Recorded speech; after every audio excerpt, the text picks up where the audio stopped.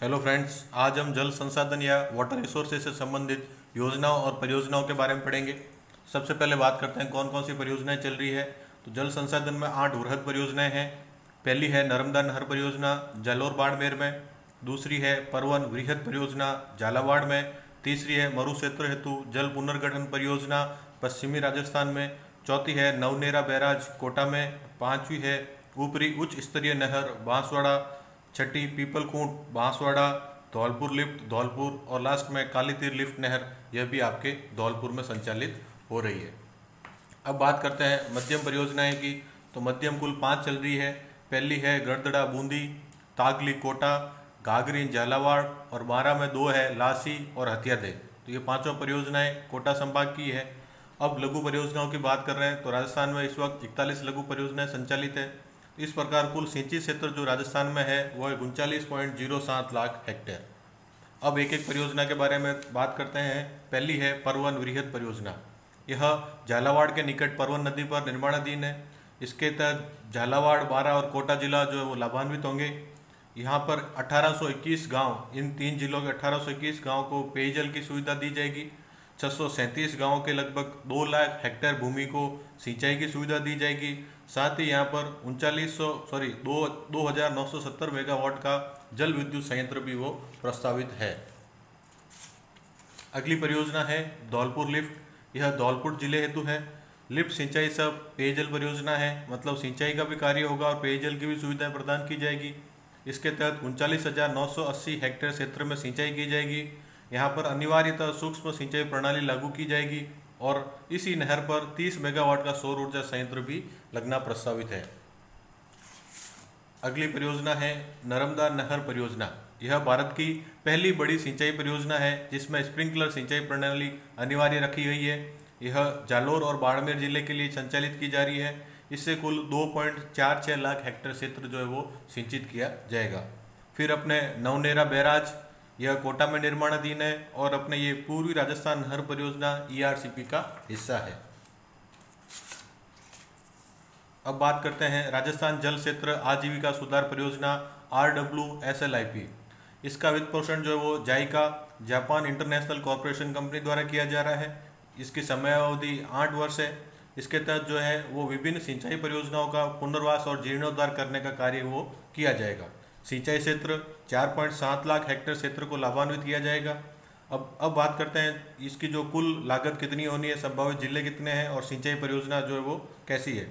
तो यहाँ पर 2 चरणों में ये योजना आपके संचालित होनी है। तो अभी सिर्फ पहले चरण की बात करेंगे क्योंकि सेकंड चरण के आंकड़े आर्थिक समीक्षा में नहीं लिखे गए। तो अनुमानित लागत है, तो इसकी कुल अनुमानित लागत है 2348.87 करोड़ रुपए। पहले चरण की जो लागत है वो 1069.4 करोड़ है। इसमें से जायका दे रहा है 909 करोड़ और राजस्थान सरकार का हिस्सा है 160.4 करोड़। अब लाभान्वित होने वाले जिले, तो इस परियोजना से कुल 27 जिलों को लाभान्वित होगा। वहीं प्रथम चरण में 21 जिले लाभान्वित होंगे। अब कुल 137 परियोजनाएं हैं, उनको सिंचाई परियोजनाओं का जीर्णोद्धार किया जाना है और उसमें से प्रथम चरण में 65 लघु एवं मध्यम परियोजनाएं हैं जिनका जीर्णोद्धार होगा। दूसरी है राजस्थान के मरुक्षेत्र हेतु जल पुनर्गठन परियोजना RWSRPD। इसका पोषण जो है वो न्यू डेवलपमेंट बैंक कर रहा है। इसकी समयावधि 7 वर्ष है। इसकी अनुमानित लागत 3291.63 करोड़ है। इससे लाभान्वित होने वाले जिले जो है वो 10 जिले हैं, सभी पश्चिमी राजस्थान के जिले।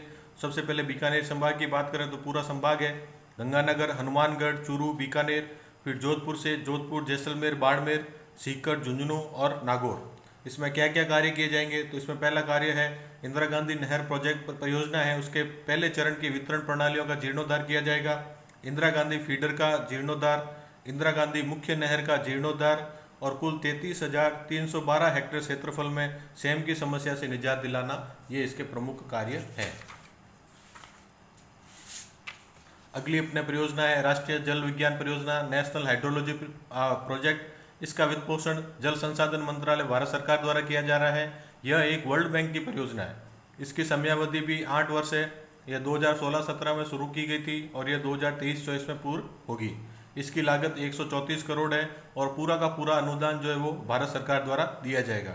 इसमें कौन से कार्य किए जाएंगे, तो यहाँ पर जो भी अपने बांध हैं उनके ऊपर स्वचालित उपकरणों के माध्यम से सैटेलाइट से निरंतर एवं सटीक डेटा प्राप्त करना और उसे जनता तक पहुंचाना। और दूसरा है पारदर्शी जल प्रबंधन हेतु स्काडा प्रणाली है, जो कि आपके उसको जो स्थापना किया जाएगी ताकि जो भी अपने पानी की निकासी हो रही है, जो सप्लाई की जा रही है, उसका जो है एकदम सटीक प्रबंधन किया जा सके। अगली अपने योजना है इंदिरा गांधी फीडर, पंजाब बाग और सरहिंद फीडर की रीलाइनिंग। यह अनुबंध जो है वो 29 जनवरी 2019 को राजस्थान सरकार, भारत सरकार और पंजाब सरकार के बीच में हुआ है। इसकी कुल लागत आनी है 1976 करोड़। इसमें कौन कौन से भाग है जिसकी रीलाइनिंग की जाएगी? तो पहली है इंदिरा गांधी फीडर पंजाब बाग की रीलाइनिंग। यह लगभग 97 किलोमीटर की अपने रीलाइनिंग का कार्य होगा। इसका वित्तीयन 60:40 में भारत सरकार और राजस्थान सरकार द्वारा किया जाएगा। दूसरी है अपने सरहिंद फीडर, यह 100 किलोमीटर का है। इसका वित्तीयन जो है वो पंजाब सरकार और राजस्थान सरकार द्वारा 54.15% अनुपात 45.85 अनुपात में किया जाएगा। और राजस्थान का जो 45.85 अनुपात का हिस्सा है उसका भी 60% हिस्सा भारत सरकार द्वारा वहन किया जाएगा।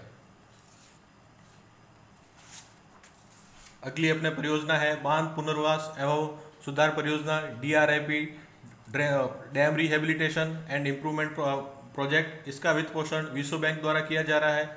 4 अगस्त 2021 को विश्व बैंक के साथ में समझौता हुआ है। इसके तहत कौन से कार्य किए जा रहे हैं? बड़े बांधों का जीर्णोद्धार किया जा रहा है। तो पहले चरण में 7 बांधों की तो निविदाएं जारी की जा चुकी है और 2 बांधों की निविदाएं जो वो प्रक्रियारत है। अब 7 बांध कौन से हैं जिनकी निविदाएं जारी हो चुकी है? बीसलपुर टोंक, जवाई बांदी पाली, सुकली सेलवाड़ा सिरोही, माही चित्तौड़गढ़, गंभीरी चित्तौड़गढ़, मातृकुंडिया भीलवाड़ा और सोम कमला अम्बा। और 2 बांधों की निविदाएं वो प्रक्रियारत है, एक तो पांचना बांध और दूसरा रायपुर लूनी।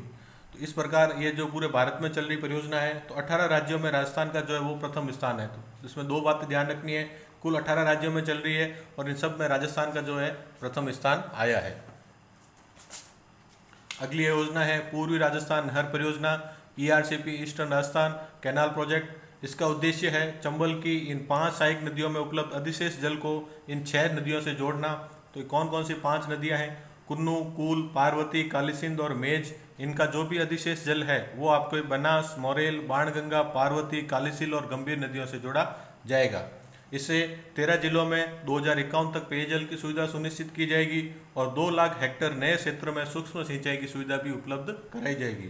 प्रथम चरण में इसके तहत क्या क्या कार्य किए जा रहे हैं? सबसे पहले नवनेरा, गलवा, बीसलपुर, इसरदा लिंक बनाया जा रहा है।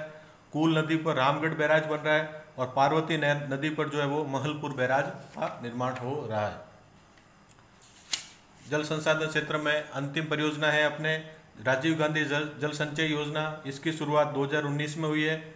इसका प्रशासनिक विभाग है ग्रामीण विकास एवं पंचायती राज विभाग, नोडल विभाग है जल ग्रहण विकास एवं भू संरक्षण विभाग। इसका उद्देश्य है वर्षा जल का अधिकतम संरक्षण और उपलब्ध जल का न्यायोचित उपयोग। पहले चरण में कुल 54 करोड़ के 491 कार्य जो है वो किए जा रहे हैं। इसी के प्रकार अपने जल संसाधन की सारी परियोजनाएं समाप्त होती है। धन्यवाद।